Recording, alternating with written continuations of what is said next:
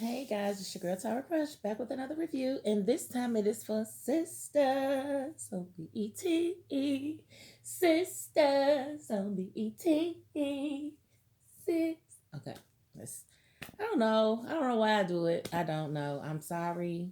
Thank y'all for staying with me and not turning off your TVs or turning off your phones and saying no, no more of that noise. Thank you. If you haven't, hit my subscribe button. If you don't want to, okay, that's fine.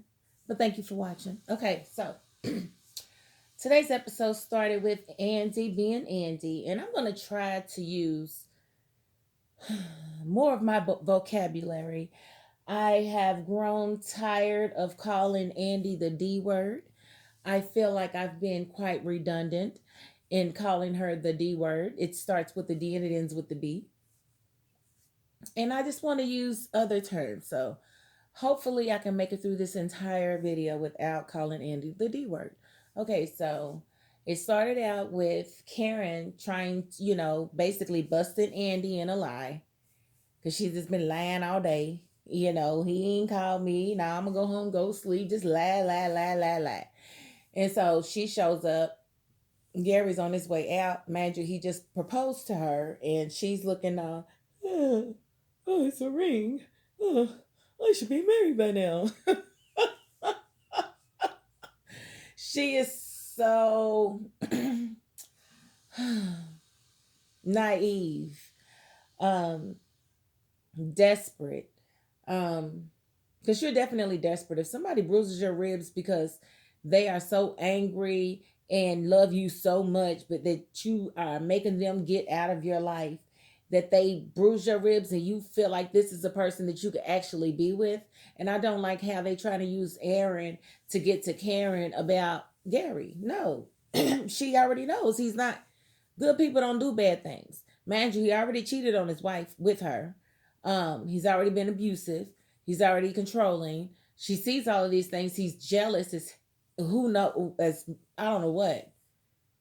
And he's not even that attractive. I mean, let's be honest. I mean, he's cute, whatever. In the beginning, I thought, okay, he's cute, but he's not worth all of that.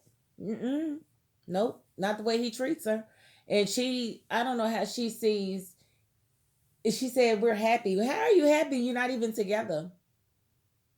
Like Andi is just not making any sense, sweetheart. I need you to use your brain a little bit more and use your rational senses and maybe, just maybe, yeah. Oh my goodness, my cats are probably trying to come in here again. They can't come in. Okay, so that was Andi, and so she basically told Karen that if she wants to marry him, she will. Told her to leave. Screamed and hollered at her like she was the enemy, like she bruised her ribs.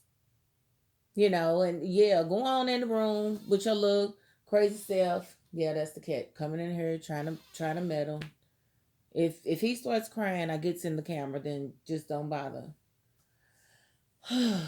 Anyway, I don't know why you're in here.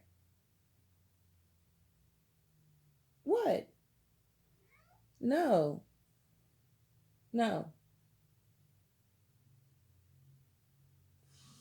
Okay, so um Karen actually talks with Aaron, and like I said, Aaron was basically trying to tell her that Gary's not a bad person. He's counseled him for a very long time. That was a mistake, and blah blah blah blah blah.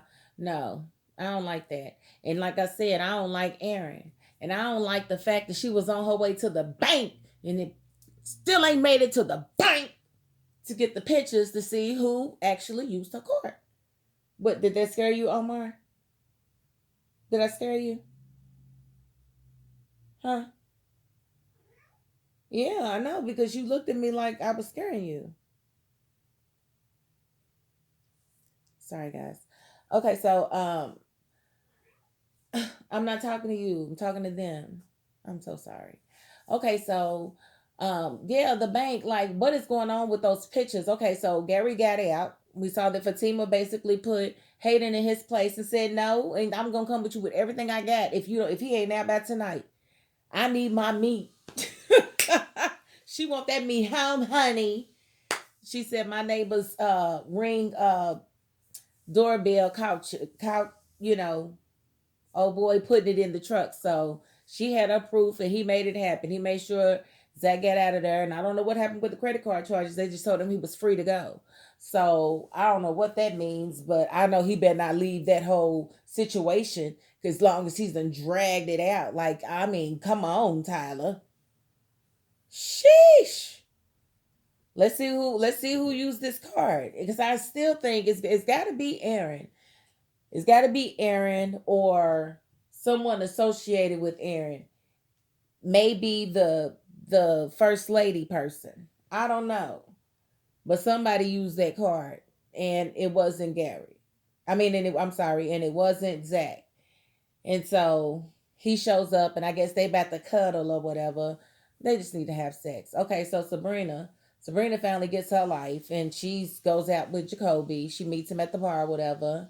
They chilling and talking or whatever, and having decent conversation. But she's being kind of standoffish, like, huh, yeah, my shit, yeah, it doesn't stink.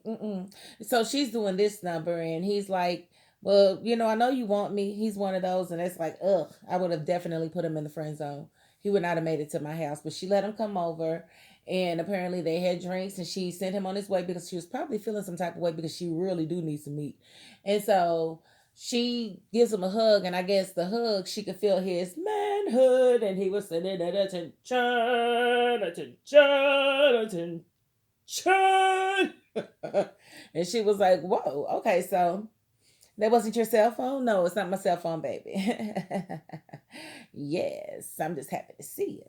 So she definitely held out and had him to leave. But yeah, she probably went in there and took care of herself because she was definitely turned on. Absolutely turned on. So then we go to Calvin. Calvin is evidently having a good old time. Because we saw Maurice go back and ask James why he told Danny that Calvin does crystal meth, and he said because he does. I've seen him do it. He said, and she was, and basically, he passed his drug screen, which I don't know how long crystal meth stay in your system. I have to Google that. Um, but he basically was like, no, I don't do crystal meth, and I don't know where he get that from, but yeah, I'll do a drug screen. He did the drug screen, he passed it, and he might have had somebody else's P file. We know. No, Maurice told him that he wanted to watch him do it. I think that's what Maurice did. He made him watch me do it. So maybe it don't stay in your system that long because James was like, he was here today. He was here with a guy. And then Maurice was like, wait a minute. He told me he had a date with a girl. There was no girl present. So, the other bartender's like, Calvin's straight. He's straight as he's straight. And Maurice was like, I don't know. He be doing some things that make me think he's straight with a twist. I said Maurice is a fool. So that being said, they kind of blew it off. But when he got home, Calvin was in there knocking boots. We assume it's Calvin, but yeah, it was a guy that came out, I guess, butt naked. It was basically like he was going in for round four or five. He said, and Maurice was like, four. And so yeah, like I said, it ain't no straight man taking a whole dildo up his booty. That ain't no straight man. Who does that? How do you even come to find out that you like that as a straight man? I mean, seriously, a whole dildo. Like, okay. So he got him some. Sabrina didn't get her none. And I knew something was up with Calvin because remember the last time that they was in the bed together and he was like, come on, this ain't gonna last all night. Why won't it? You a bit young to be having them ED problems, bruh. I'm just saying.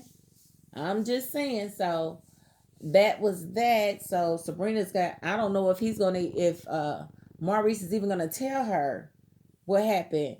That's gonna be an interesting conversation. But he goes in the bank and Jacob was like, "Hey, bitch." Jacoby's silly as heck. But I'm hoping that he's not, like his friend. I'm hoping he's not homophobic. I'm hoping he's just, you know, messing with him because he messes with him all the time. I'm hoping that that's what it is. Let us pray. And the last people I want to talk about is Danni and Preston. Danni and Preston are cute. Um, I didn't like how she handled dinner, but I did like the conversation after. I like the way he tried to reassure her. He reminded me a little bit of my husband when he was like, "You're gonna have all the things you want in life." That's what my husband promised me, and so far I've had everything that I want. So, and I don't want much though. It's not like I'm asking for, buy me an Eiffel Tower. Even no, Omar, he's bad. I'm serious. Why are you even up here? No, you need to go on. I'm not rubbing you. No, go on. I'm sorry, guys. That's my tuxedo cat. Okay, so that's about all. I just wanted to talk about Danni and Preston's dynamic, and I think that they might make it. They might make it. That's very very possible, but we'll have to see. Oh, and I thought it was cute that Fatima, neglect. I thought was we about to get shower 2.0 because that is probably one of the best primetime sex scenes I've ever seen in life. I mean, he had her legs up on his shoulders like I was like, wow, buddy. Huh, I sure would like to be handled like that. I wonder what it's like. Omar, will you move, please? No. What is it? I don't want you. Okay, so that's it. I'm sorry. This cat is definitely stealing my attention right now. But I thank you guys for watching. That is my $5.02. Peace.